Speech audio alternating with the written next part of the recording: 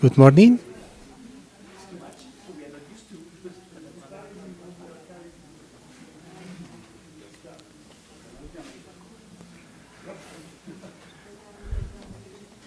Hello, good morning. I welcome you to the International Symposium on Heritage Science, the role of research infrastructures. To start this very important meeting for our group of research, I will ask to Dr. Manuel Torres, Director of the Institute of Physics, to give some welcome words. Please. Okay, Jose Luis, thank you very much. Can you listen? Well, okay. Well, it's for me, as a director of the Institute of Physics, a pleasure to welcome you all for this International Symposium of Heritage Science. Particularly, it's a pleasure to welcome and receive people from many places of the world. We are very grateful for the people of the integrated platform for the European research infrastructure that they are here with us. Also the representatives of the European research infrastructure of heritage science. And as a part of the Mexican counterpart, this is organized by the National Laboratory of Science and Research of Conservation of Cultural Heritage. We call it LANSIC, and in particular by Jose Luis Rubalcaba, that is the director of this initiative in Mexico, and also from a network of applied science for research and conservation of cultural heritage. In this case, is Luis Barba. This is the leader of this collaboration. The idea of this meeting, as you know, is to know the methodologies, the projects that different initiatives for cultural heritage preservation in Europe and Latin America and in Mexico, and to have the possibility to establish collaborations and so on. Then for us it's a real honor to have you here. And I will be very brief, but I want to welcome you to the Institute of Physics and to the National University of Mexico. And I just want to, in 5-10 minutes, just give you a broad idea of what is the university, this University of Mexico, the National University of Mexico, and also of the Institute of Physics. And at the end of my presentation, I will talk in particular of the initiatives of our institute and in Mexico in relation with the preservation of cultural heritage. And of course, later, Luis and Jose Luis will be more specific about the details. This university, the National University of Mexico, I will say is the oldest and more important in Mexico, and has had a very important role also not only in the education but in the development of our country. It was initiated 500 years ago, but it was established again 100 years ago, more or less, in Mexico, now as a National University of Mexico. It's a very large institution, and of course it has three main functions. I will say that the education of the young students, this is teaching, and for teaching we are organized mainly in 2 high school systems and 23 schools and faculties.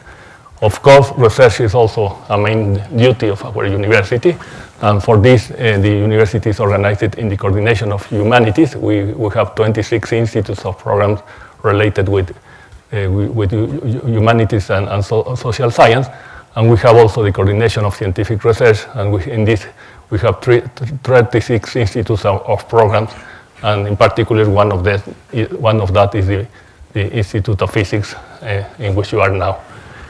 Of course, the other, what I will call substantive function of the university is the dissemination of the knowledge and the arts and the culture, and for this there is a coordination of culture. This is, as you know, a huge university, very large university. We have around 350,000 students. Of these 350,000 students, around 28,000 are graduate students that are doing master's, PhD, and medical specialties. For this, there are 41 graduate programs and 37 specialty programs. The specialty programs are mainly medical specialties. There are around 205,000 undergraduate students that attend one of the 121 undergraduate programs, architecture, engineering, and so on, many specifics all over the country. And we are also in charge of not all the system, but a bachelor program that is called, that receives around 100 high school students organized in 3 high school programs. For these activities, we have around 40,000 academics. Of these, 12,000 are full-time academics, and for these, around 4,300 that researchers in social science and in physical engineering, biology, and so on. This is more or less a broader picture of what is our university, and now I will mention very briefly the Institute of Physics. The Institute of Physics is the place in which you are now. This is the oldest institution in Mexico, physics. For us, all means 80 years. Science is relatively young in Mexico. We are celebrating our 80th birthday. And for this, we have 130 researchers and 52,000 technicians. Our activities, of course, is to conduct basic and applied research in physics and related areas, to contribute to the training of high-level researchers and professionals, to disseminate the knowledge generated by our institute, and of course the outreach activities, cultural, intellectual, and productive activities in Mexico. We try to relate what we do here with these kind of activities, of course. For this, we have, I will be very brief about that, but we have, I would say, 4 big areas of research. The institute originally was specialized in basic research, but now we are doing, of course, basic and applied research. One of these areas is related with high-energy physics and cosmology, the study of elementary particles and cosmology. We have also a very intensive project in optics and quantum physics, condensed matter and nanoscience. This is, I would say, half of the institute is related with research in condensed matter and nanoscience. And finally, we have intensive work in applied physics and interdisciplinary subjects.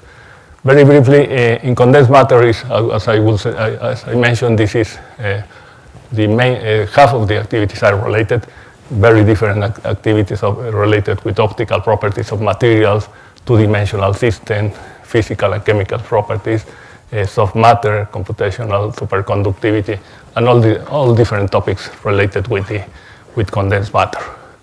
As far as high-energy physics and cosmology, we are related with basic science, theoretical work in elementary particles, but also we have an intensive work of experimental physics in this area. And for the characteristics of this area, for us, is very important the international collaboration. We participate in very different projects. Most of these projects are based in other countries. For example, we participate in the international project that is cited in CERN. We participate in one of these experiments, ALICE. We are part also. We are part of this collaboration that is cited in Canada. This is the underground laboratory called SNO Lab. In this case, it's related with the study of neutrino and the search of dark matter.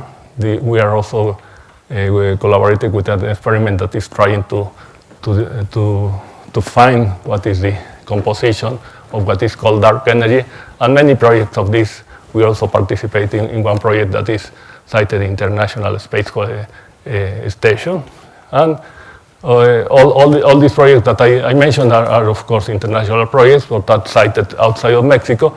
But this is one that is very important for us, because in this case it's a telescope, but it's a telescope that observes ultra-high gamma rays, and for this the telescopes are not the usual telescopes, but are very huge tanks with a great amount of water inside, and this is used for the detection gamma rays, as I say, very energetic gamma rays that are produced by very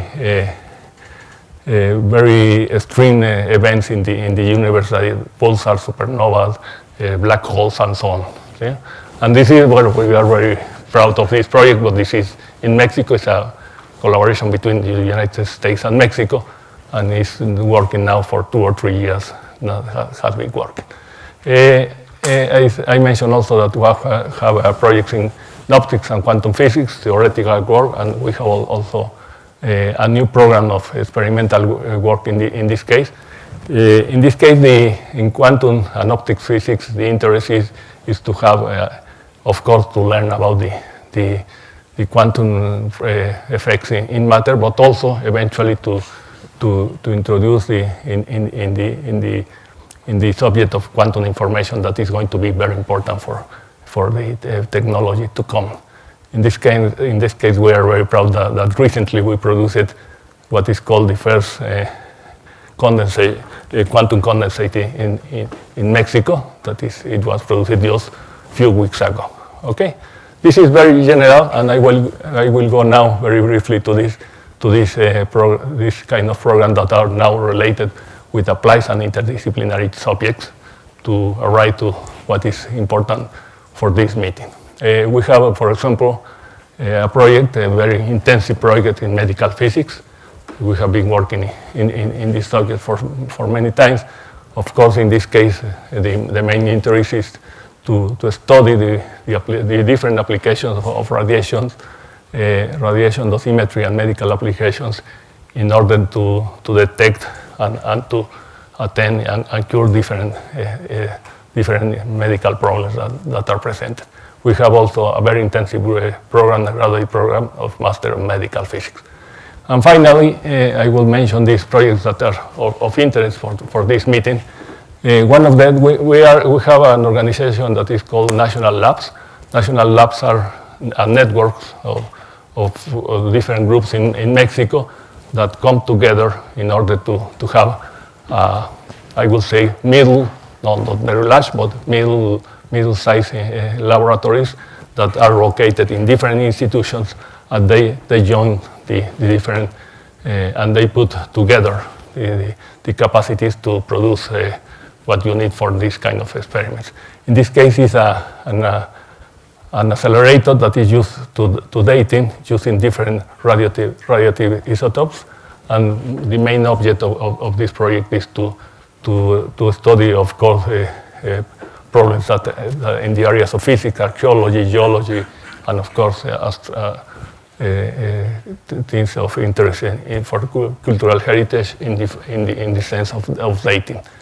And finally, I mentioned at the beginning that one of the organizers of this meeting is the NLANSIC, the National Laboratory for Research and Conservation of Cultural Heritage. And this is a very interesting project that was put forward a few years ago. Of course, we had people working before in that subject. And the idea is to have this network. In this case, is participating the Institute of Physics, the Institute of Chemistry of the National University of Mexico, the one institute that is related with art history, and also the 2 or 3 institutions outside of the UNAM. In this case, we put together different methods in physics and chemistry in order to study and to put programs for the conservation of cultural heritage. You will learn, this is, I will say, the most important from the point of view of our university, the most important program that we have related with this subject of the preservation of the cultural heritage. You will learn more about this project from the José Luis Rubalcaba later, but for us it's very important to put this project in perspective and to join the possibility of having collaboration with other institutions that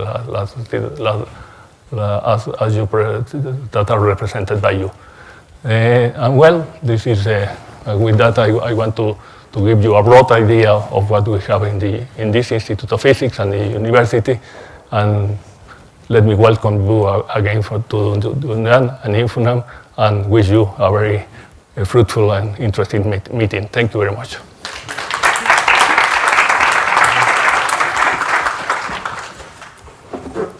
Ya lo paso. ¿Te doy este micrófono o uso ese otro? Thank you to Dr. Manuel Torres for the words.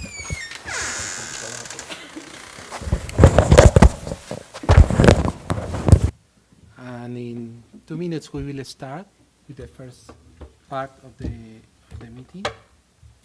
We'll just change the computers.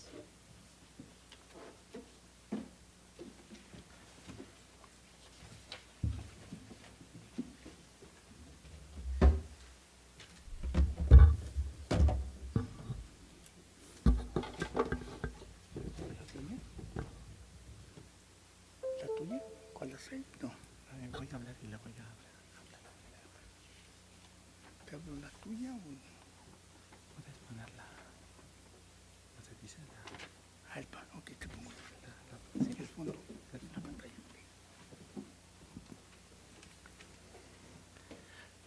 Okay.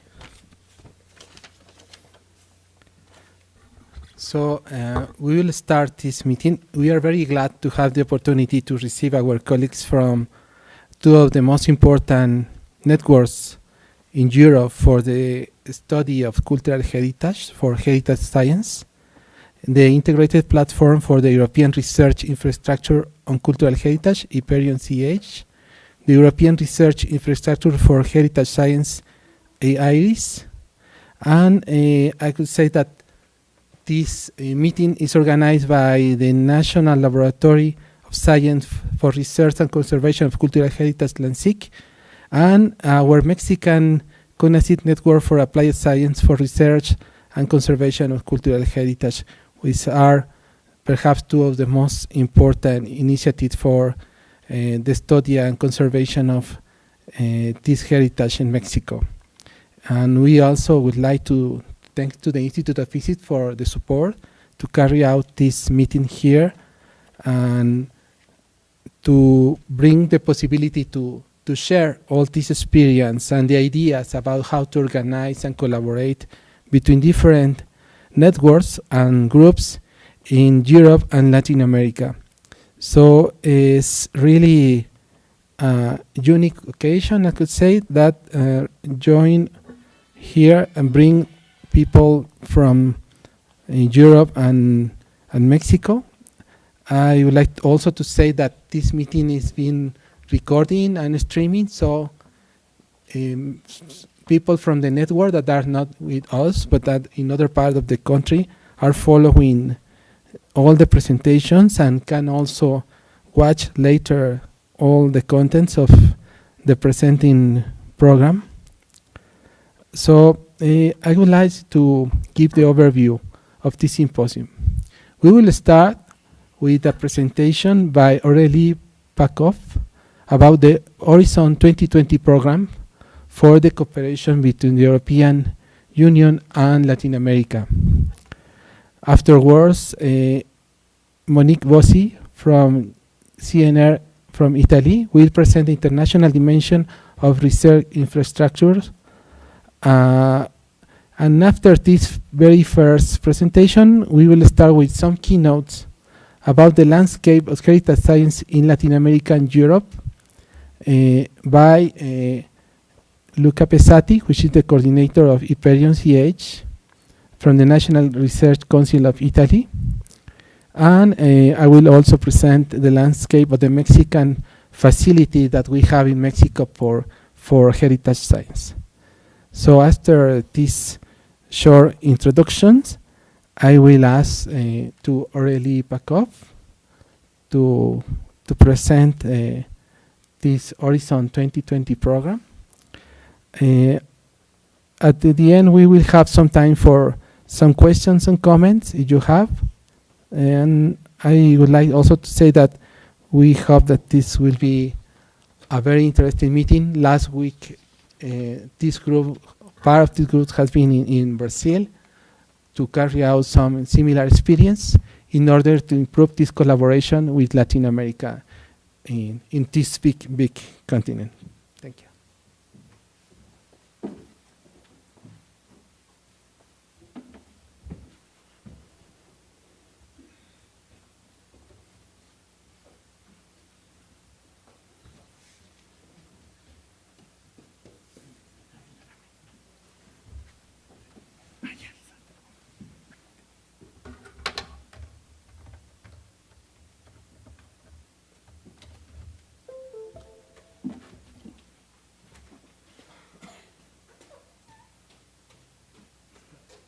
It's coming. Okay. Good morning, everybody. My name is Aurélie Pajkov-Singh, and I am from APRE, the Italian Agency for the Promotion of European Research. And I am going to tell you about the opportunities for cooperation offered by Horizon 2020, the European Union Framework Program for Research and Innovation. So when we talk about Europe, what are we talking about? The European Union represents 500 million people, 28 countries, and a single market. It has 6% of the world's population, 20% of the world expenditure on research, produces 27% of the world publications, 32% of the high impact publication, and 32% of patent applications. But when we talk about Europe in the framework of Horizon 2020, we are not only talking about the European Union, we are also talking about larger Europe, which includes countries like Turkey, Ukraine, Israel, or Tunisia. The policy framework for the collaboration between Europe and Latin America and Europe and Mexico comes first from the EU CELAC action plan from 2010. And under this action plan, there are two major initiatives. The Joint Initiative on Research and Innovation, which led to the creation of the EU CELAC Common Research Area, which was officially launched in 2016. And this functions through 6 thematic working groups. And since 2017, there is an additional working group also on research infrastructure.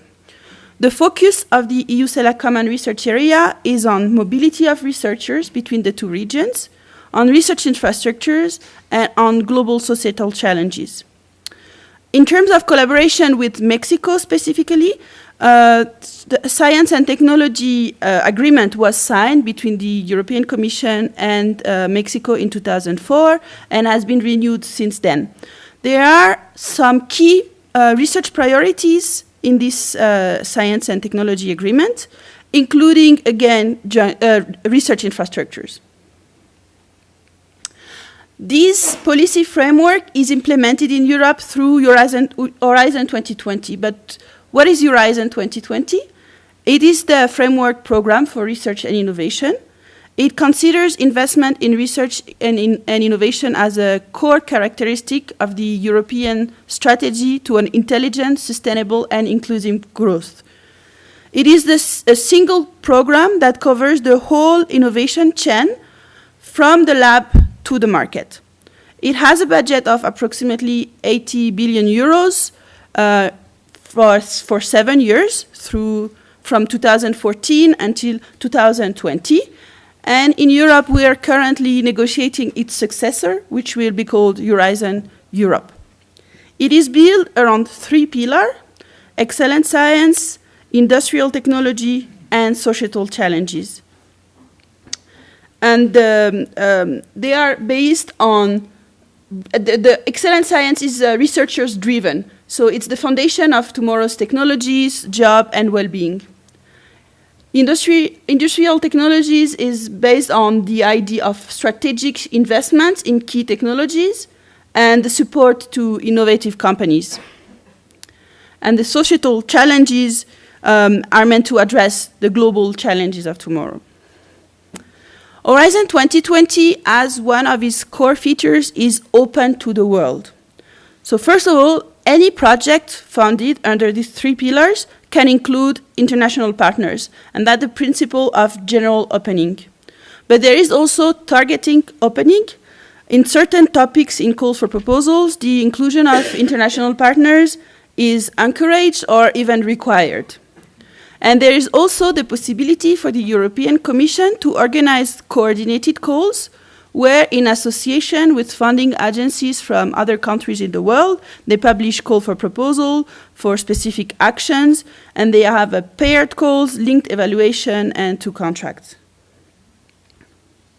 How can you get involved? So these 3 pillars are developed into work programs that are published every 2 years, including calls with fixed deadlines, and each call has a number of topics with a 1 or 2 stage submission. And you can get involved in collaborative projects with your team. So this could be research and innovation action projects, coordinating and support action, innovation action, and it can also be mobility projects, such as the research and innovation staff exchange. You can also get involved as an individual through the European Research Council, which funds the excellent science, with excellence as the sole criteria for evaluation, or the Marie Sklodowska-Curie action, especially the individual fellowships that allows the mobility from Latin America to Europe and from Europe to Latin America. However, participation doesn't mean automatic funding. In order to see if you are eligible for funding by the European Commission under Horizon 2020, you have to check whether your country is automatically funded. This is not the case for the emerging economies, such as Mexico.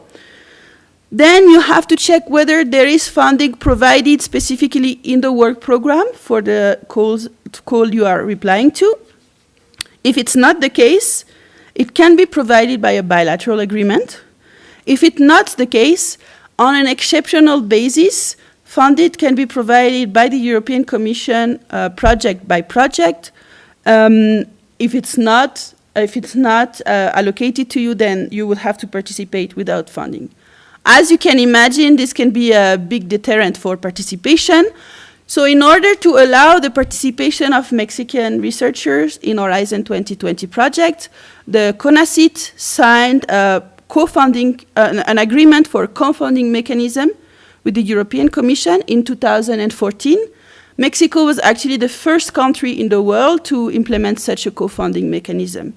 And this allows for the financing project by project of Mexican partners in Horizon 2020 project. In the current work program, only a few thematic areas of research of common interest are eligible to this funding, unfortunately. The way it works is that the Mexican partner has to submit their application to CONACYT within 30 days after the closure of the Horizon call. And the funding is up to 85% for public entities and private higher education institution, and up to 70% for private entities. In addition, the European Commission has signed with CONACYT an implementing arrangement that is focusing on the European Research Council. And under that arrangement, Mexican researchers can be funded for single long-term visits of 6 to 12 months or multiple short-term visits to participate in projects that are funded under ERC. And at least 6 Mexican researchers will be able to be part of teams led by ERC grant holders in Europe through this implementing arrangement. This is a few figures about the Mexican participation in Horizon 2020. The first graph represents the participation in comparison to the other Latin American country. Mexicans have also good participation in mobility in the Marie Sklodowska-Curie action. And in terms of thematics, they cover all the thematic field for cooperation. How can you get information and support if you want to collaborate? If you have participated in an FP7 or Horizon 2020 project, you must be familiar with this. This is the participant portal from the European Commission, where you can find the calls, submit your proposal, manage your project. This participant portal is now being replaced in terms of calls with the new funding and tenders opportunities portal, where you can find Horizon 2020. A very important feature is this possibility to become an expert for the European Commission. So all the proposals that are submitted under Horizon 2020 are peer-reviewed, and as a researcher, you can be part of the panel, and this is the best way to get familiar with how the program works and what is expected in your proposal. You can also find support here through the national contact points in Mexico, who are specifically appointed to help Mexican researchers participate in Horizon 2020 project. Another support mechanism in Latin America is the EURAccess. It provides information and support services to professional researchers regarding job and funding, especially mobility to Europe, information and assistance in Latin America, but also personalized assistance in 40 European countries. It can help you find a partner, and it also organizes networking events and other activities in the different regions of the world. Thank you for your attention.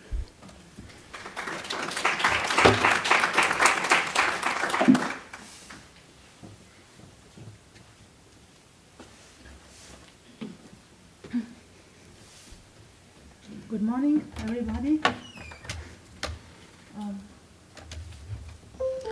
Okay, let me see. I'm Monique Bossi. I'm from the National Council for Research in Italy, and I'm part of the coordination office of both Hyperion and IRIS projects. And first, let me thank the organizers for the hospitality and for organizing such an interesting meeting. I have, of course, a presentation, as everybody, but I also have a video that can maybe help us in understanding a bit more. Also, it's in Spanish, so maybe it's also useful. I don't know how to switch the... Sorry.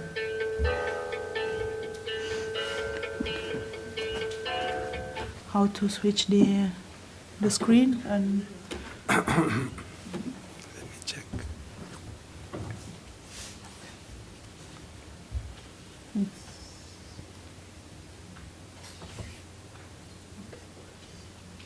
Okay. Yes, thank you. So the video has been realized by our colleagues from CSIC, yeah, they're here, Emilio and Marta are here. And it presents actually Hyperion initiatives, and I think it's useful because it really shows you have also researchers that tell their experience with Hyperion, and it really shows how a research infrastructure can be used and can be accessed and can be also exploited for researchers.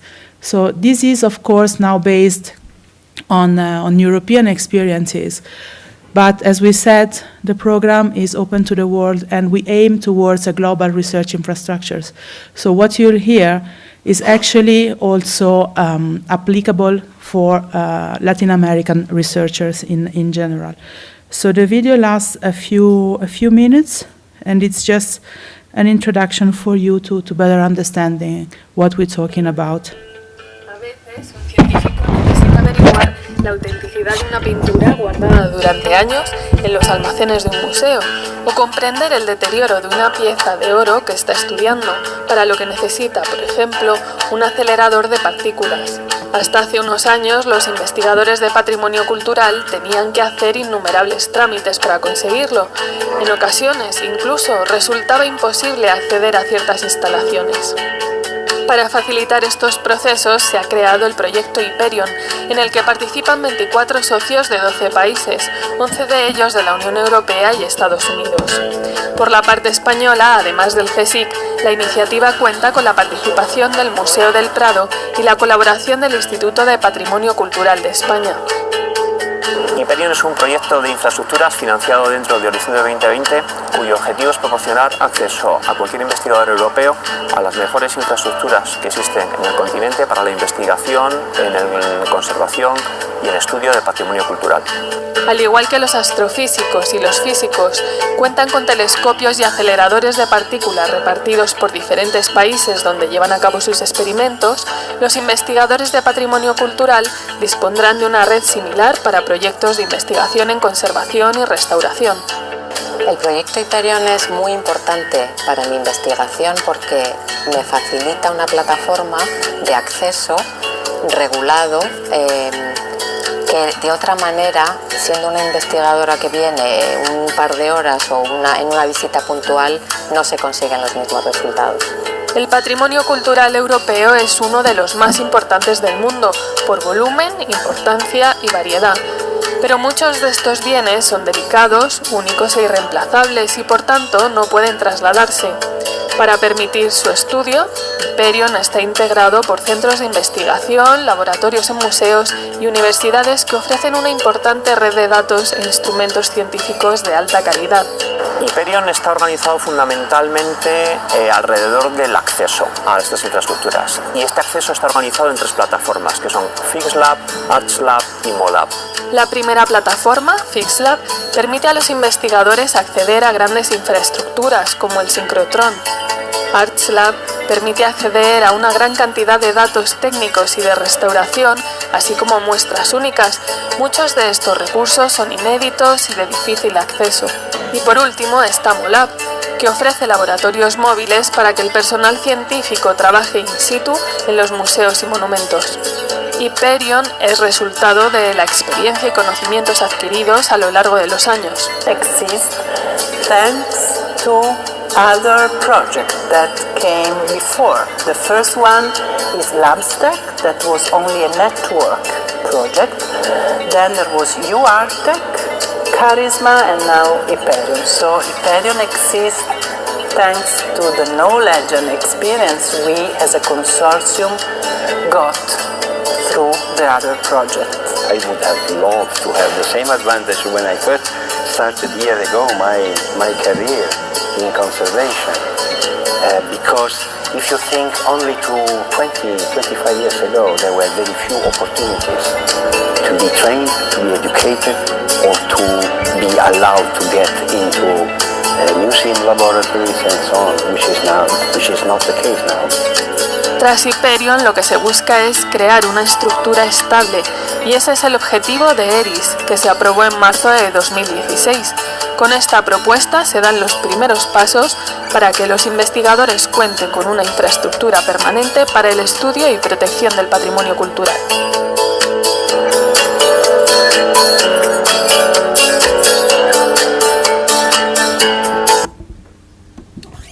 Okay, so this was an introduction. As we said, you're receiving much more information about the 3 platforms that were mentioned in the video: MoLab, FixLab, and ArtLab through today and tomorrow. And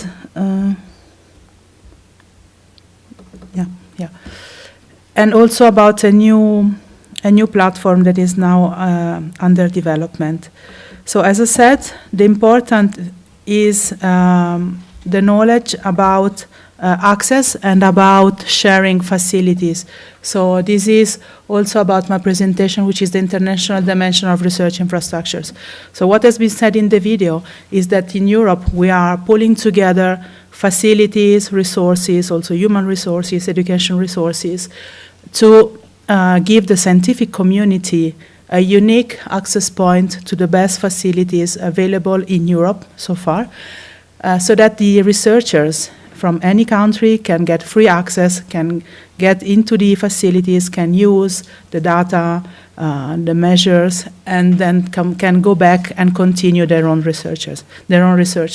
As I said, this is valid for European researchers, but also for researchers from anywhere in the world. So open to the world, as Aurélie said before, is also a feature of the research infrastructures. Now, while we are talking about research infrastructures, Professor Torres already mentioned a few examples of research infrastructures where the UNAM University is now active. And of course, I mean, the easiest idea is that some facilities are very expensive. Some facilities can be located in only one point in the world. So, of course, they must be shared among the scientific community because of, let's say, physical reasons or because of economic reasons. But others, research infrastructures, have a global nature by definition. And of course, heritage science is one of the fields where there are no geographic barriers, because heritage science concerns the whole humankind. So this is why we are also aiming at building a global research infrastructure for the heritage science and heritage scientists. And then why we're talking about international cooperation, why Europe is so keen to promote and to foster international cooperation, and why is opening its facilities to researchers from anywhere in the world, as I said. It's not because we are, I don't know, so generous, because it's nice to do, but there are some concrete reasons for this. And you can see some of them listed here. In some fields, like, for instance, heritage science, there is already a recognized and acknowledged leadership of Europe in some scientific fields. And of course, it is our interest to continue this trend and to set some standards and some protocols that were already studied in Europe. But in some other fields, we are lacking a little bit behind. So in this case, we are looking for international cooperation to foster our skills and our expertise. So in this case, we are, let's say, looking for world partners to stop what we call, to foster what we call the non-dependencies of Europe in some fields. And in other fields, like, for instance, biodiversity, of course, we miss completely some features and some knowledge. So again, we foster international cooperation because we need and we want to acquire some new knowledge. So as you see, it's a two-way interest from Europe. In some fields, we are eager to share what we know and to share our leadership. In some other fields, we need our international partners to build some stable cooperation and to increase the level of knowledge which is available. And of course, and this is a very strong message we receive constantly from the Commission, science is a tool of paramount importance in science diplomacy. And research infrastructure as a physical also location and place for researchers from different places in the world to come together, it's a very important tool for fostering also science diplomacy and diplomacy for science. So as we said, we are fostering international cooperation in research infrastructure because of many reasons, as we said, and because we are looking forward mutual use, interoperability, sharing of information and knowledge, and to establish really global infrastructures which can represent for the researchers a unique opportunity of accessing the best facilities available worldwide, so not only in Europe. We have some examples here of funded initiatives at different scientific fields and different objectives. So collaboration in research infrastructures can be used to foster the scientific excellence. We have an example here of an EU-funded project which is called ELITE, and this is for cooperating with Japanese institutions in astronomy. And this is also linked to you remember for sure the big news that was launched a couple of years ago about gravitational waves. So this project is around that scientific field. So cooperation in research infrastructure to foster the scientific knowledge and scientific excellence. Also an example of how research infrastructures can be used to foster the science diplomacy. We have here a picture of the entrance of Sesame. Sesame is the synchrotron, which is funded by the which is co-funded by the European Commission in Jordan. And this is a very nice example of how scientific cooperation can foster science diplomacy worldwide. And the last example concerns also the Latin America. It's the Bella program, which is again co-funded by the European Commission. Maybe you know the Red Clara, of course you know it, I think. So Red Clara, together with the correspondent program in Europe, which is called GEAN, they joined together and they promoted this Bella program, where now Mexico is not really part of it, but it's coming. And it's a network. It's a network of ICT facilities to foster the exchange and interoperability of data and education community between Europe and Latin America. So the Bella program is actually building the ICT facility infrastructure, both under the sea and on Earth, to really join and to link these two communities. So again, there is also an official framework, so it's not only about science and the goodwill of researchers and RI operators and managers. So as Aurélie mentioned, there is already a quite established initiative, which is the EU-CELAC Cooperation Agreement. And they have established, as Aurélie said, in 2016, a specific specific work group on research infrastructures. And they are working together, so representative of funding agencies and research organizations from the two sides of the Atlantic, so Latin America and Europe. They're sitting together and they're discussing important issues of common interest. And this is under the auspice of the GSO, so the global, the senior officials meeting from the G8 initiative. So this is again to reinforce the idea of that global research infrastructure and international cooperation is not only about science, but it has also a strong political support from, let's say, the decision makers. This working group, as I said, specifically working and established to outline the common issues between Latin America and Europe, has some aims, some objectives, of course. So the first one is to maintain a stable communication between the two groups. So they are meeting twice per year, once in Europe, once in America, to mainly to, as I said, to establish and to find out what are the issues of common interest.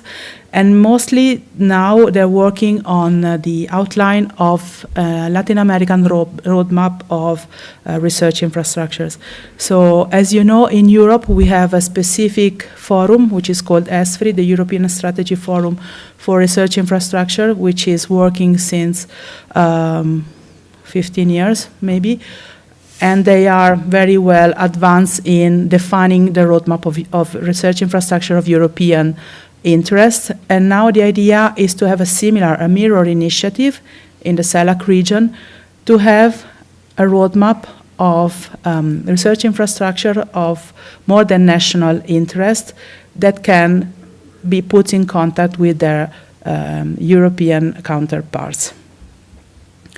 Also, among the objectives of this working group, there is, of course, the exchange of view on this road mapping process, the promotion of cooperation, as I said, between the two parts of the two counterparts, and as we said also, to promote the access to European research infrastructure using, why not, the grants and the funding made available by Horizon 2020 and the future Horizon Europe program.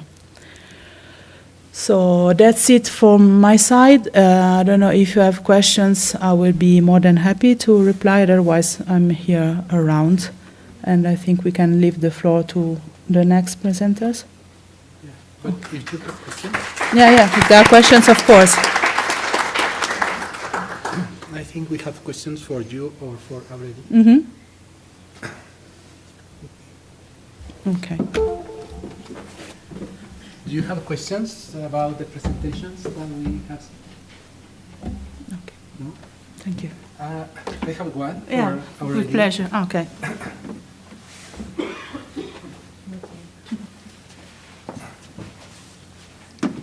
This special character of Mexico in the cooperation between with the European Union gives some advantage by comparison to other Latin American countries. Well, Mexico is one of the countries with the special relations, especially with these bilateral SNT agreements. There are other countries in Latin America with a similar agreement, Brazil, Argentina, Chile, yes. So, the European Commission has a specific roadmap for the collaboration with Mexico. So there are some strategies, some priorities that are identified, and in that sense, it's an advantage because the researchers know where there are possibilities. So I would say yes. Okay. And what happened in the case of subjects that are not so clear, like cultural heritage? Because cultural heritage perhaps is not specifically in all these agreements, but so one door to enter the collaboration in cultural heritage is through the research infrastructures possibilities that were presented by Monique. Another way is to use the mobility projects because the Marie Sklodowska-Curie actions, either the individual one or the network one, as well as the European Research Council grants, they are open to any field of science. So you can apply them to heritage science as well. thank you. Another questions or comments? It's clear? Okay. So thank you very much already. And thank you to Monique for the presentation. So we will continue then with the program. So we'll start the keynotes, Landscape of Cultural Heritage Science in Latin America and Europe, and Aureli will chair this part of the presentations. Thank you. Ready? This one or the other one that you prefer?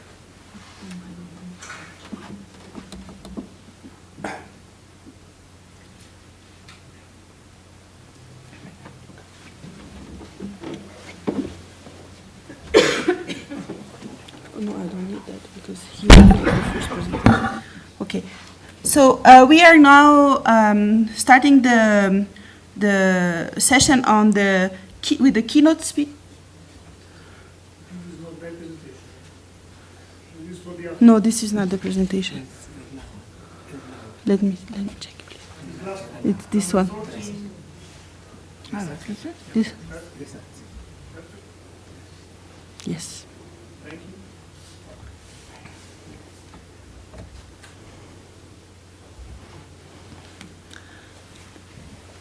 Do you want to use this?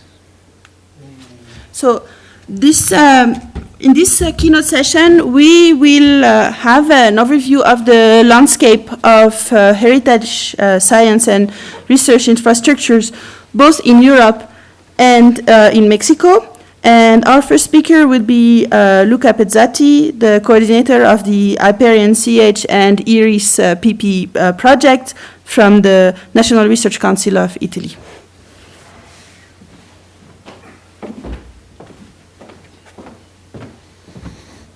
Thank you, Aureli. This was switching. Welcome, everybody. As you heard, we had a similar workshop last week in Brazil. So I am switching from not speaking in Portuguese to not speaking in Spanish. That's the state of the art. Well, we are discussing European landscape of research infrastructure for heritage science, and in particular, how from the project Hyperion CH, the proposal of infrastructure IRIS came out. I checked the agenda and I saw that I was here in Mexico 2.5 years ago. It was February 2016. Exactly 1 month before the ESFRI forum, the Strategy Forum for Infrastructure, declared that IRIS was an official project for a research infrastructure in Europe. And I remember that we discussed things, and the project Hyperion CH was already started, was arriving to the first year of activity. So let's review what, luckily most of the presentation has been anticipated by the speakers before me, so I will be very, very quick.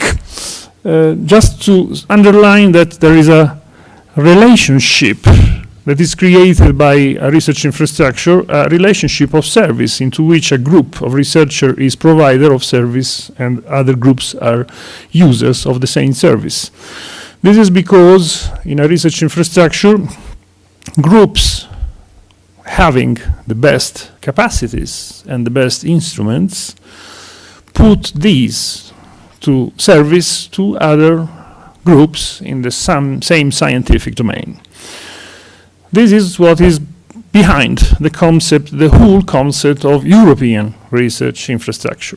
That can be single site, like the CERN, or distributed, like Hyperion and like IRIS. In our field, of course, is distributed.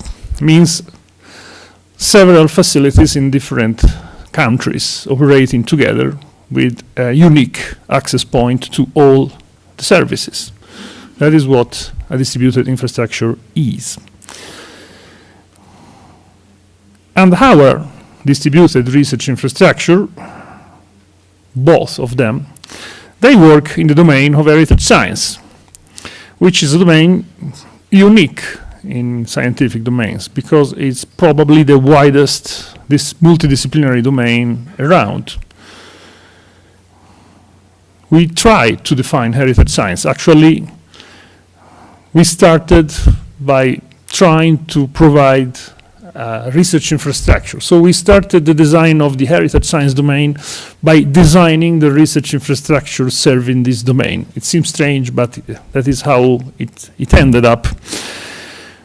I remember in 2013, so not many years ago, there's been in Rome an international forum on conservation science organized by ICROM with delegates from most of the planet. So only 5 years ago, and notwithstanding the fact that the concept of heritage science was started 12 years ago, in 2006, by a document of the House of Lords in UK. Very nice document we all should read. What was in the forum of 5 years ago in Rome that we realized, I was one of the delegates, that conservation science was good for the past, but for modern science, for the new approach to difficult scientific problems, multidisciplinarity is needed. And so we changed the name from cultural heritage to heritage science. So science for cultural heritage became the new concept of heritage science, just a matter of label, you would say, probably, but we realized in 2013 that conservation science was too narrow. And so we decided to try to open this scientific field using a new terminology. Why too narrow?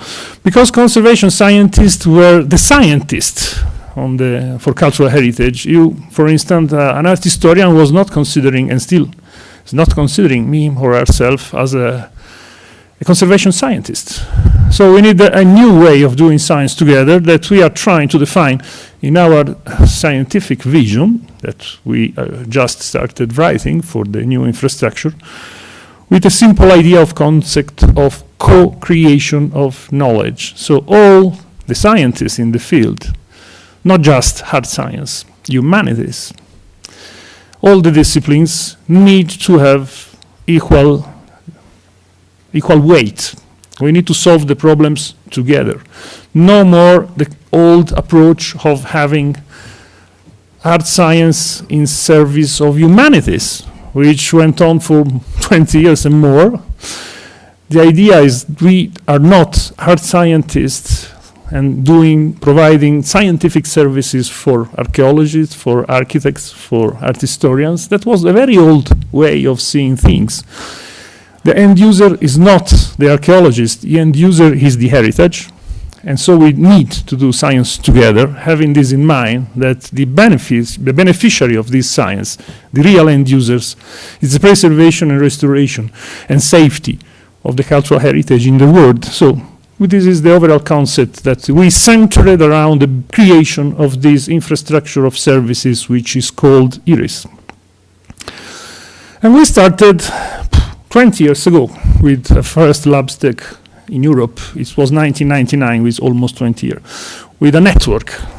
Then from this network, a situation evolved, and in 2004, the first kind of infrastructure was created through a project that today is called Integrating Activities, which means integrating infrastructure activities throughout Europe.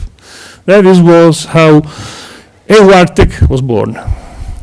EUARTEC was quite small considering what happened after, only 12 members, 12 institutions from 8 countries, but it served for 5 years. It was followed by the second project in the line, Charisma, and the 3 projects were coordinated by the University of Perugia, and how not to remind the coordinator, Bruno Brunetti, who led this group for more than 15 years. In 2014, I submitted Hyperion CH with 13 countries, because 12 countries from Europe plus US represented by the Getty Conservation, and we have Tom Lerner with us here, and 24 member institutions. This project is still on. Hyperion CH will terminate activities in October next year, so we are in the last year of the project. This project is the last in the number of integrating activities which Europe saw in the last 20 years. And with a funding of 8 million euro, we were able to secure infrastructure services to European researchers for 4 years. It's a big project with also a lot of joint research activities inside. The mission of Hyperion CH was to providing infrastructure services, but was also try to start to kick off the European research infrastructure for heritage science. In this sense, one of the core missions of Hyperion CH has been accomplished, you will see. Creating the infrastructure, considering the fact that behind this distributed infrastructure there is also a huge network of institutions reaching out outside Europe. So one of the missions of Hyperion was also that one of structuring the domain of heritage science and the scientific community of heritage science. Kind of activities in Hyperion CH are more or less standard activities performed by every infrastructure in Europe that can be classified in three categories: providing access, doing research together, and doing a lot of connecting, networking, initiatives, workshop, like this one. This workshop is part of the networking activity of Hyperion CH project. You will see, but you already saw in the video, the platforms of Hyperion CH, the 3 physical access platforms, and they will explain modalities, success stories, everything in the next presentation of today. This is some joint research activities which are still performed by the Hyperion CH project, divided into 3 categories: designing new instruments, researching and designing new methods, and designing technologies, strategies for data exchange, for using the digital data of heritage science. This is also something that we will discuss later in the day. About networking activity, this is a short list of what usually are labeled as networking. You see also training is one of the more important. But if you want the infrastructure to survive, the last one is the most important, sustainability, making sure that you find resources to continue your activities. And about sustainability, Hyperion CH found a nice way to a very long future, because from the integrating activity and from inside the integrating activity, the same scientific group doing the integrating activity advanced the proposal to the European Strategy Forum of Research Infrastructure for the creation of a permanent system, a permanent infrastructure, like the CERN, a permanent infrastructure in Europe for providing these services, which were already provided since more than 15 years by these integrating activities. But you see, when a project is finished, it's finished. And so we needed a time horizon a bit longer, and the time horizon of IRIS is a bit longer. It may be 30, 40, 50 years, who knows. Much longer than the traditional 4 years of project. So we are working to stabilize this network and this service provision in Europe for the next 50 years, let's say. We started big. We started with 16, actually we started at the time of the ESPRI proposal with 12 countries. And this has been formalized in March 2016. So only 2 years passed, and now the number of countries involved in this preparation is more than doubled. As of today, we have 25 countries, pointing to a distributed infrastructure with potentially more than 100 providers. The infrastructure will provide a collection of tools and services in a cross-disciplinary way, because most of the groups providing services are and will be cross-disciplinary groups. And our target is towards cross-disciplinary users. So not just the single domain researcher, either the single art historian or the single physicist or the single chemist, but we point to have this infrastructure accessed by groups, user groups, having components of all the disciplines inside, which we think are necessary for making the best possible use of the data, scientific data provided by the infrastructure access. So the core mission of IRIS is just one, to provide access to cutting-edge instruments and services, so also to cutting-edge capacities, to a cross-disciplinary community of researchers, with the addendum to do this at global level.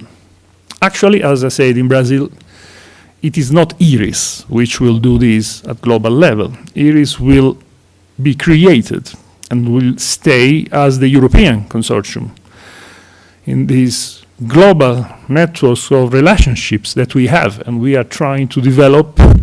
IRIS could be the European partner. Then we will need to find a different strategy to build up a global relationship, a global infrastructure based on the capabilities developed in Euros by IRIS, but going beyond it. The only difference with the integrating activity is the addition of a 4th platform of services, which will be discussed in the afternoon, which is the digital platform of IRIS, which we called IRIS DigiLab. These are a short list of core activities that we need to secure for the infrastructure to be alive.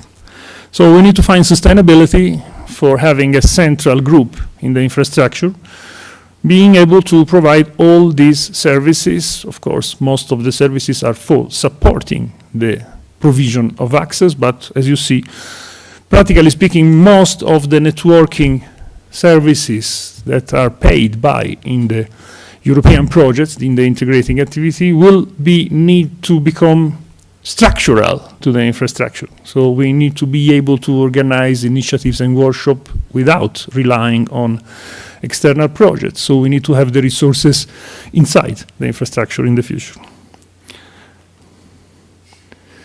Problems in doing this I identified, but maybe it's my point of view.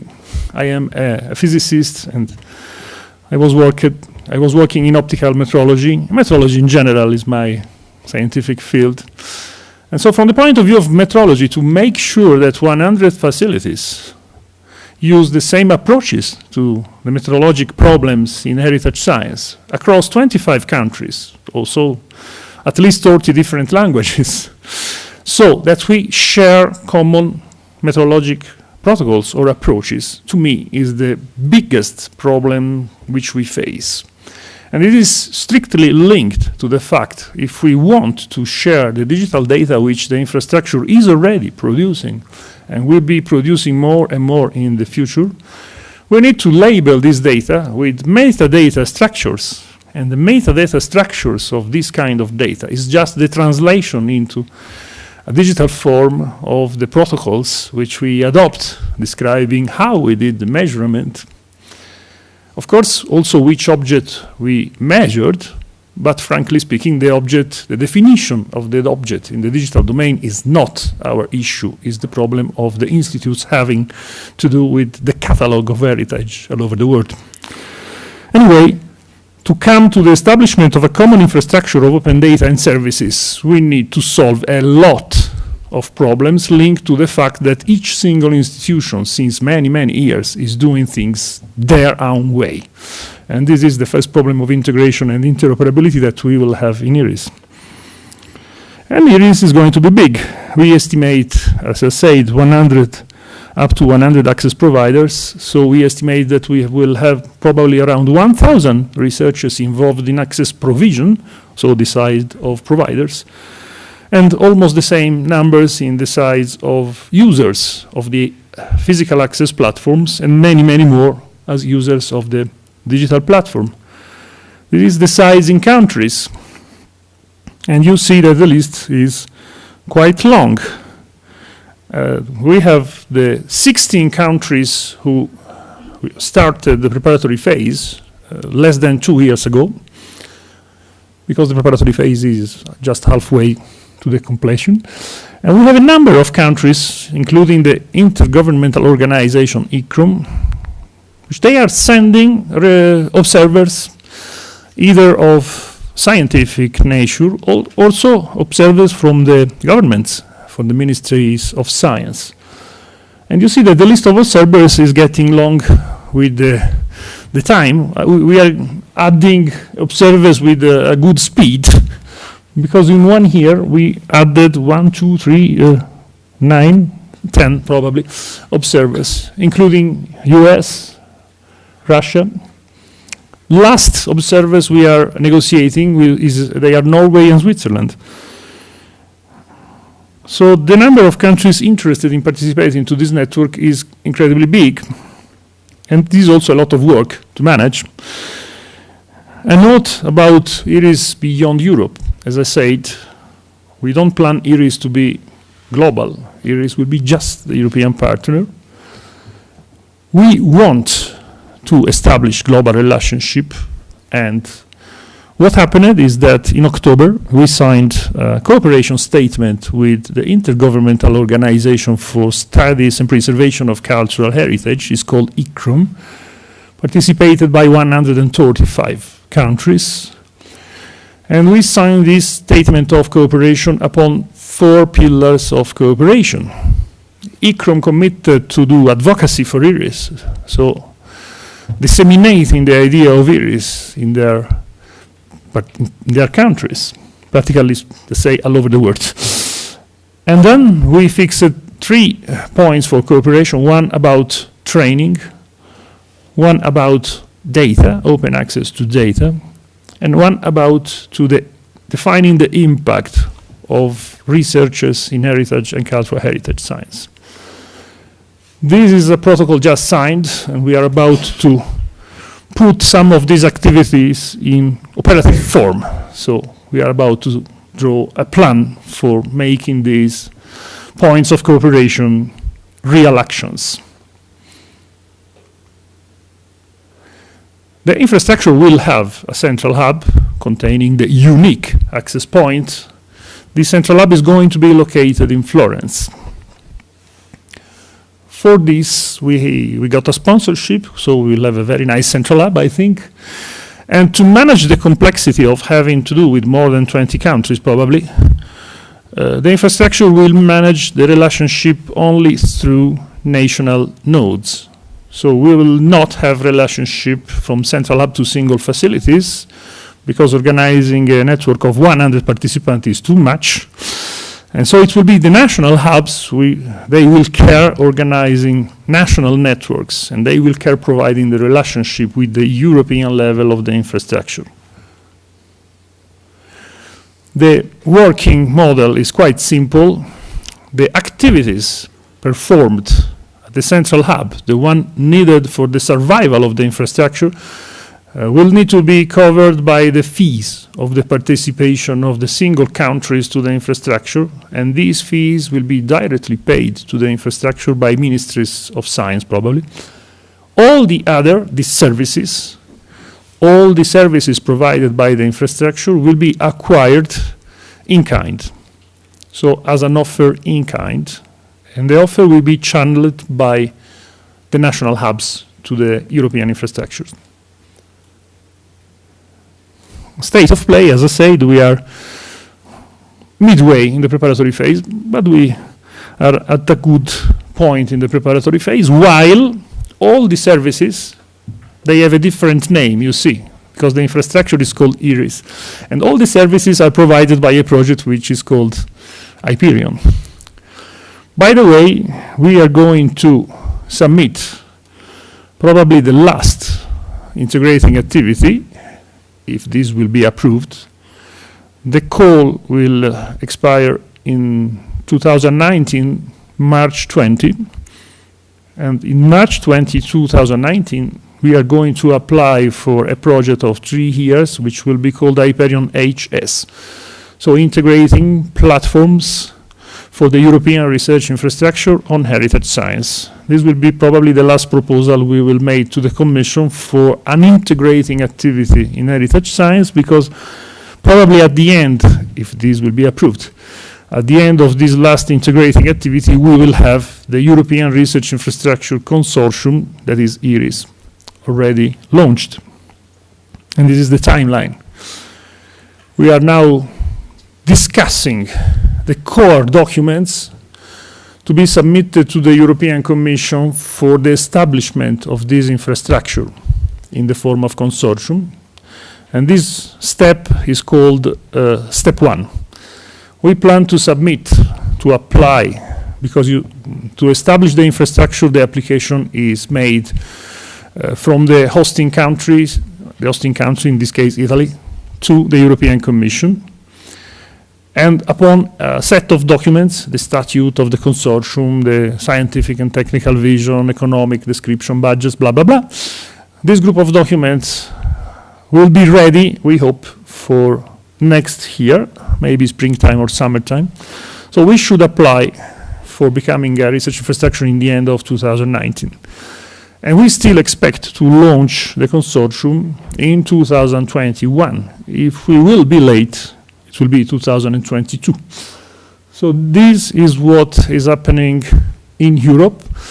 The technical and scientific pieces of this game will be presented later. So I just presented the bureaucracy. Sorry if this is boring, but that is what we are doing to secure a future to the science groups working in the infrastructure. And thank you for your attention.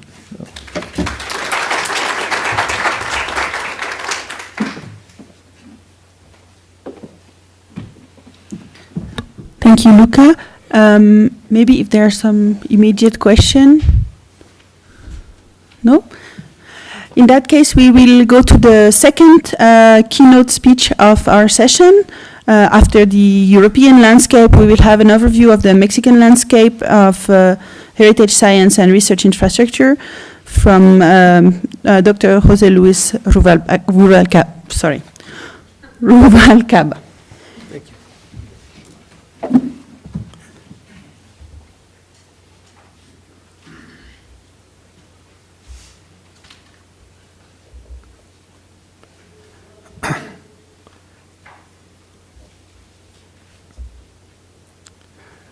Okay, thank you.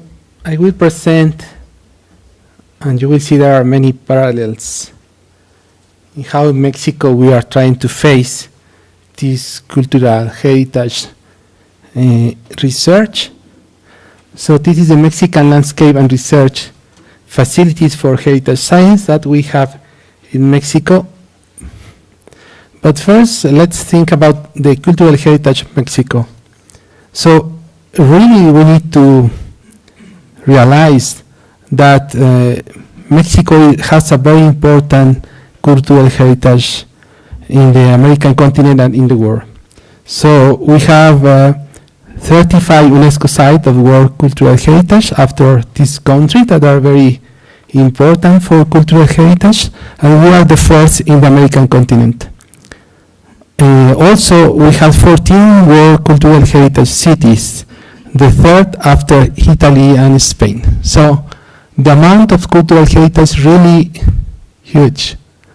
And this faces a problem and a challenge for Mexico to study and to preserve this cultural heritage. In Mexico, in the last years, there were two, let's say, ways to approach to this cultural heritage. One way is to create this national laboratory that has been already mentioned by Dr. Torres, and the other is to create thematic networks of research. These two approaches are similar in some way, but are different. I will explain. The first are the national laboratories. So we are talking about groups that are focused on a specific problem with a high level of equipment and trained people to provide services to other researchers and the society on fundamental issues of science, technology, and innovation. So national laboratories are some small networks of consolidated laboratories and groups. So it's let's say a high-level small network. In this way, we are doing the optimization of resources and facilities, linking two or more institutions. No new laboratories, but groups of laboratories. We don't have to build a new building, to buy new equipment, but to have groups that are working together. And in 2017, we had 77 national laboratories in Mexico. The impact of these laboratories are the installation of cutting-edge facilities, new knowledge, to have more human resources with some specialization, mobility of researchers and students, specialized services, scientific development and innovation, academic and scientific answers to national problems. This is something that is very important. Like when we have some problem like the earthquake, we expect to solve some of the problems about the damage of the cultural heritage. And of course, science diffusion and communication of knowledge. So we are in some way, as national laboratories, we are providing the access to the facilities as has been explained by Luca in the previous presentation.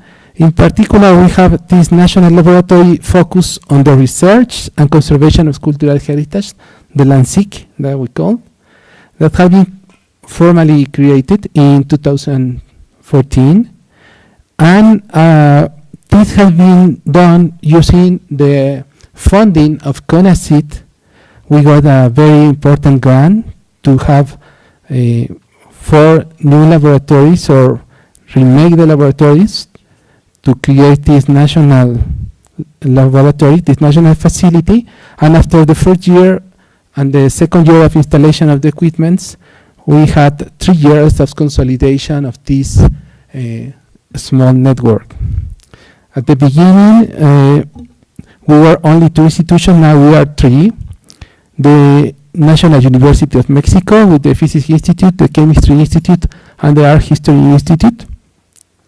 The National Institute for Research, for Nuclear Research, the ININ, and our last partner is a Center of Research on Corrosion, which is in Yucatan Peninsula. It's not in the center of Mexico, which is the which is in the University of Campeche, which is a very important place for cultural heritage.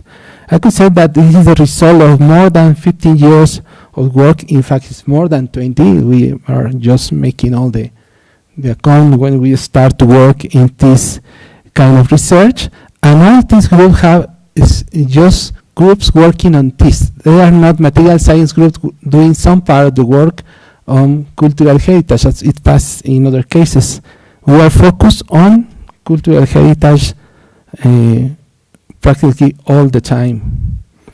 And all this group has complementary research profiles. So one of these laboratories is making some part of the work that the other cannot do it.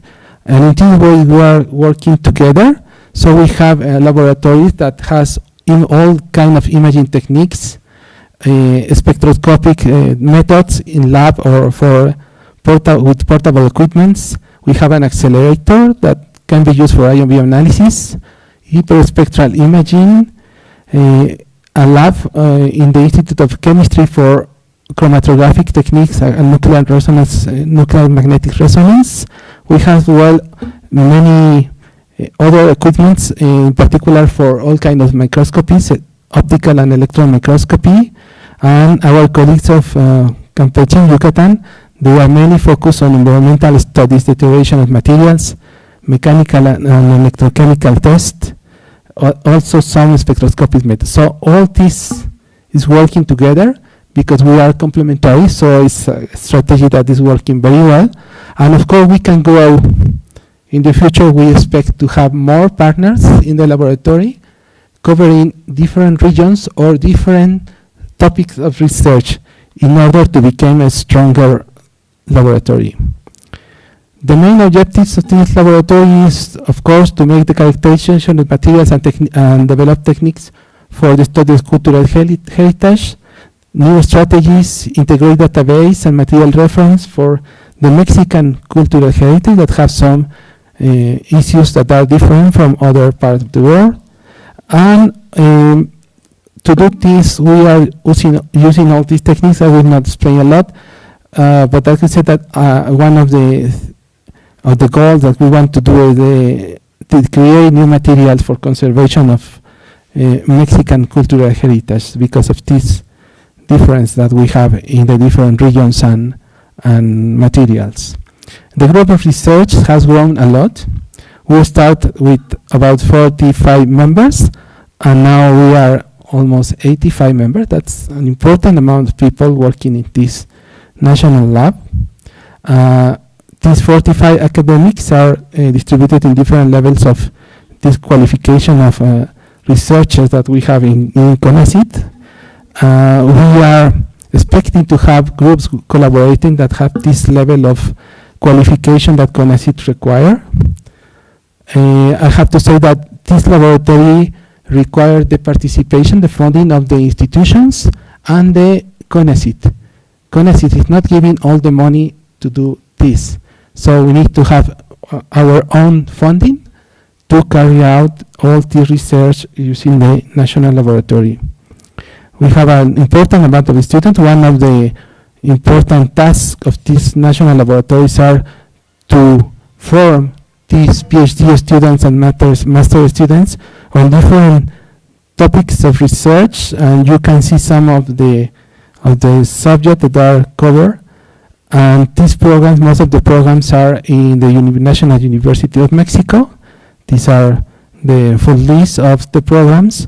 But we also have some students that are coming to our laboratory. As I said before, we are providing access to these students that are doing PhD and master on different subjects. So we have our own students, but we are open to have students and researchers from other fields, and also from the School of Conservation, from Earth Science, and even we had already some people coming from Forensic Science concerning cultural heritage. So it's very broad.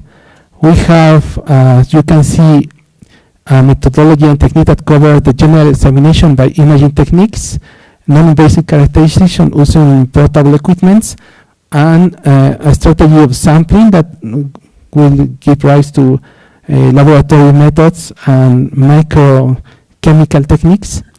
And as you can see, all the different laboratories have some part of this method, so we are collaborating continuously in order to carry out all these researches. So some images about the kind of object that we are analyzing. Of course, you will see a lot of parallels with the European networks.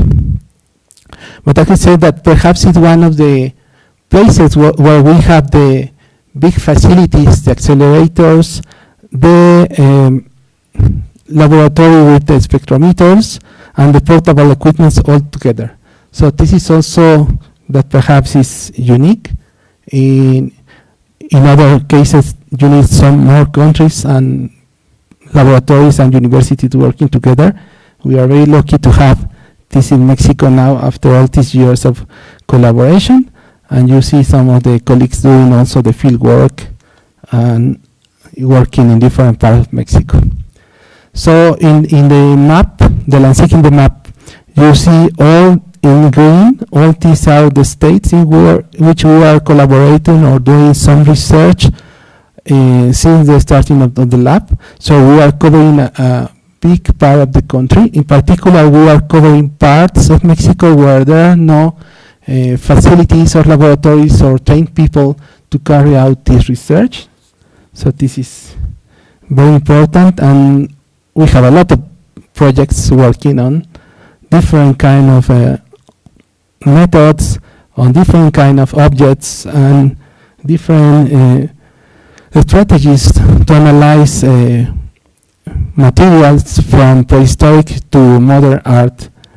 So a lot of collaboration, and you can see a lot of INA in this slide. INA is the National Institute of Anthropology and History, and also the INBA, which is the National Institute of Fine Arts. So we are providing access, support, and we are collaborating in important amount of research for the national institutions. So we expect to improve this collaboration, and also, of course, with other countries, we have an important amount of colleagues.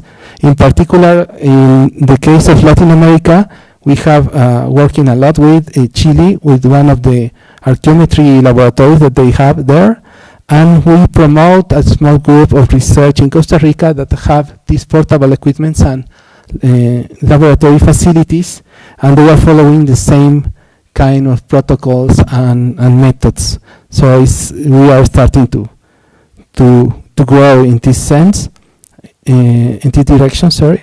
And also we are doing important organization of important meetings like the archaeometry meeting that we had this year in Yucatan, or this international course on stone conservation of ICROM, which is the first time that is carried out of Italy.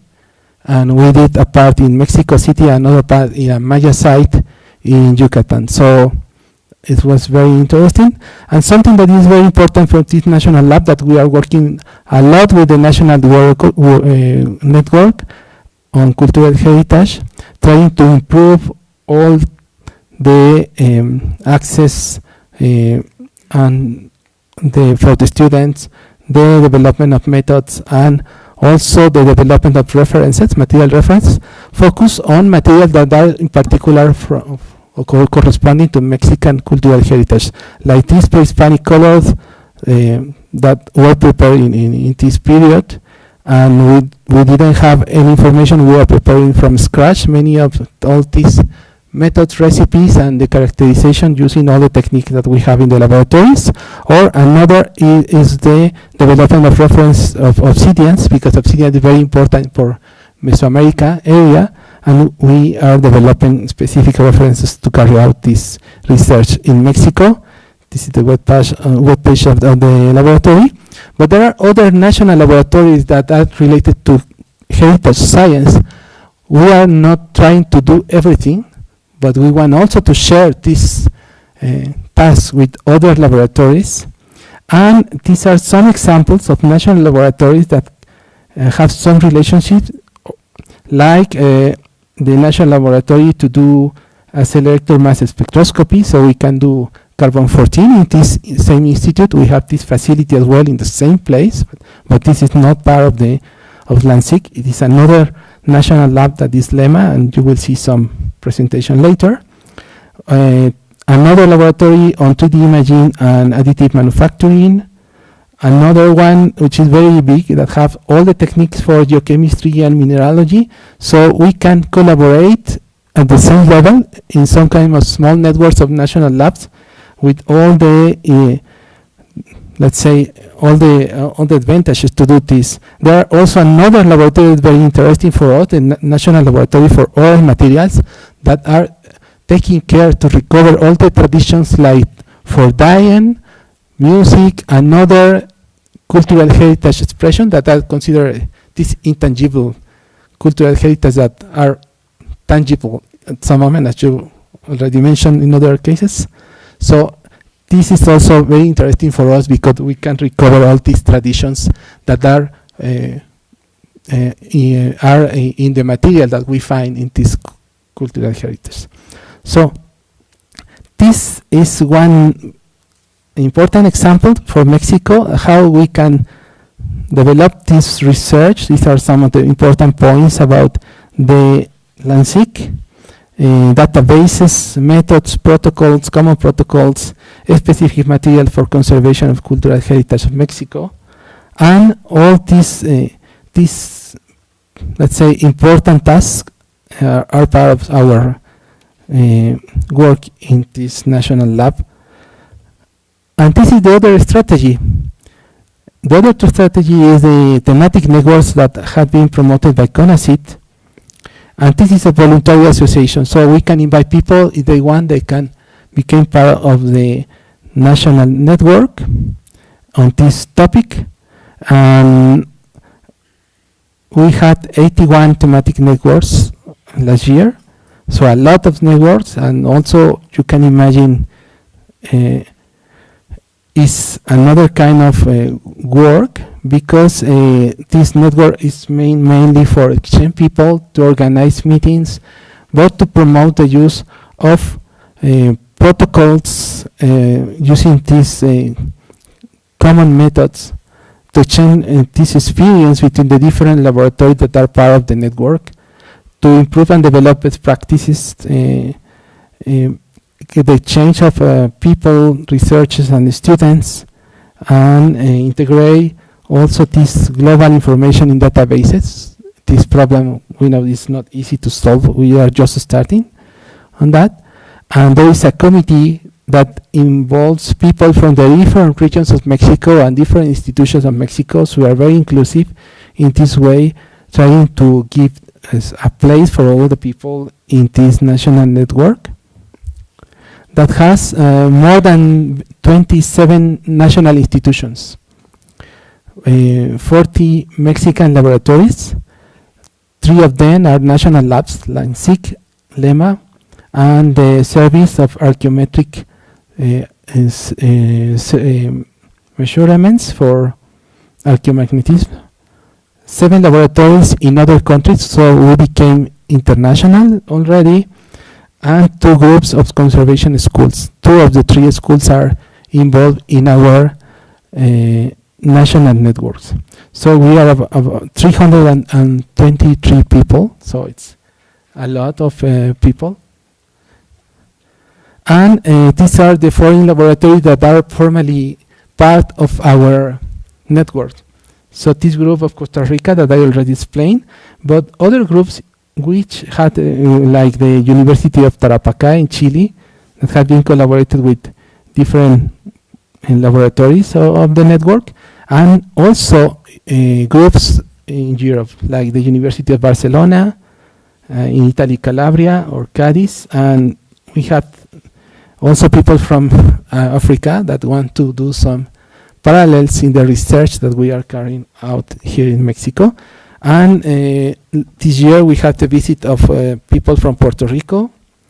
There are some people from Colombia that would like to be part of the network. And also in the last days we received some messages from Brazil asking how they can become part of this network that we have here in Mexico. So this networking is going well. We have to improve because also the resources are limited, and it's a very important part for the growing of the network and how we can continue to develop this exchange. These are the statistics. And you see that many people in this network is from archaeology. Afterwards, we have people from physics, from geology and geoscience, the earth science, engineers, some engineers, and of course people from arts. So in this network, and chemistry, of course. And in this work, the important thing is that we have many people from archaeology. That is surprising, because in the national laboratory, you have more people from art history. And if we see the distribution of the people, most of the people is in Mexico City. That is normal because the way that the organization of the institutions, we have more people in more laboratories in around Mexico City, but there are other places with important amount of persons. You can see in this map the distribution of the different regions where we have a group or a laboratory working on cultural heritage. So it's an important amount of states, 18, and you can see the stars. The stars are the laboratories or the region where we have more people involved in the network. So after the center of Mexico, where we have a lot more than 100, the other parts, 30, 20 people are in these stars distribution. So you can see that there is some natural way of clustering the laboratories, 3 regions. The center, we call it the west-north, the central part of Mexico, and the Yucatan Peninsula, where there is an important group. So these 3 networks and 3 areas are some of the axes for the collaboration and the topics that are developed within the network. I just put some of the institutions that are part of this national network. You see that there are disciplines that we may expect, like archaeology, art history, physics, chemistry, material science, geophysics, and others that we don't have in the groups of the national university. So this is the way that we are collaborating, because we don't have all the disciplines together.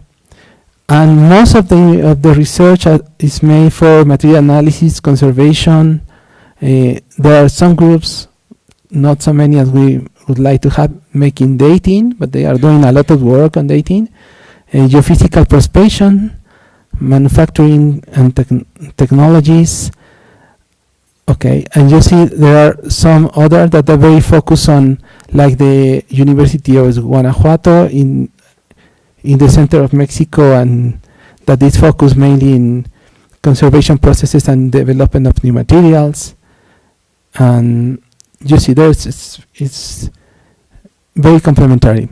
We have impact on 12 thematic nodes that we can be called by for instance, pigments, glass materials, limestone materials, and also the regional nodes. We have joint projects, joint publication, exchange of services and paid services. That is important in particular for the national laboratories. We have some common protocols and data comparison. We are starting with these common databases, in particular for Obsidian, that has been a pilot project to start to see how we will manage all this information and how we will share this information within all these groups. Important number of workshops and courses has been carried out, exchange of research, people, students, development of these common reference materials, and international networking, as I already explained. We have other CONACYT networks that are related with the work that we are doing, like the digital technologies for the diffusion of cultural heritage, mainly related to the National Institute of Anthropology. biocultural heritage of Mexico, of course, because colors are coming from plants, for instance. This is just one idea. Nanoscience and nanotechnology, synchrotron users. We have an important group of synchrotron users, so we don't have yet a synchrotron, but we may have one in the next 10 years, perhaps.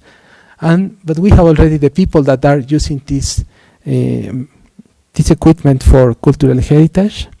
And there are other networks like the historical centers of Mexican City that are also interested to carry out research for the conservation of these places. These are some examples of the thematic and regional meeting that we have previously, publications. And this is the webpage of the network. So some remarks, just going to the end. So cultural heritage is a strategic and engine of economy, and after these earthquakes, it's clear that it's a national problem that we need to face. We have important numbers of laboratory, and we have already some organizations, some national laboratories being part of this national network. And I think we can start to think more also in how we can face this problem. When after the Luca presentation, it's made me think that we may improve this national network to have this, say, as he said, this global access to this Mexico that is a bit less than the half of Europe in territory. So it's really a big country, but you came from Brazil, so it's not as big as Brazil, of course.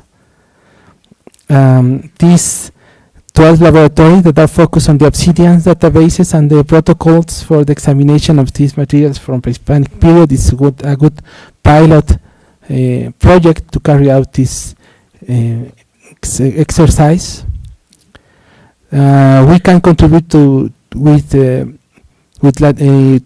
other Latin American countries as leaders in the field of applied science to the scientific studies cultural heritage.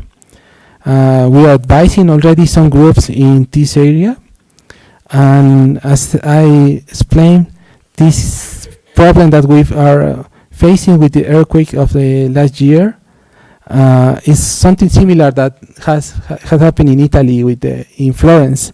So perhaps we need to try to provide to profit of this experience to make a stronger collaboration and a stronger way to focus the cultural heritage in Mexico from different points of view, research, conservation, and strategies before to have this kind of problems. We have other groups working on limestone and other topics that are important. Pigments and painting are, for instance, another example of a topic that has been studied by different groups in different parts of Mexico. And just want to finish about this idea that to have these common projects that can also provide a special scenario to join all the forces and the equipments and the people to face or to be prepared to this kind of problems that we have in Mexico, because we have earthquakes, but we have hurricanes, and you think we may have also all kind of natural disasters. So let's prepare for this kind of national problems, and I think CONACYT may have also special goals for to face this kind of problems in Mexico.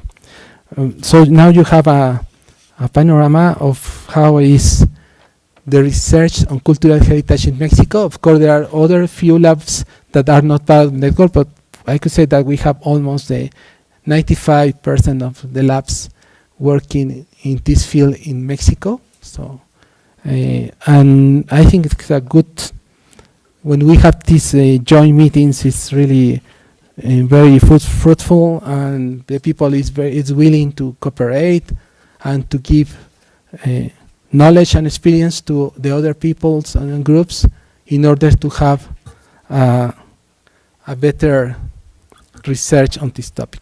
Thank you.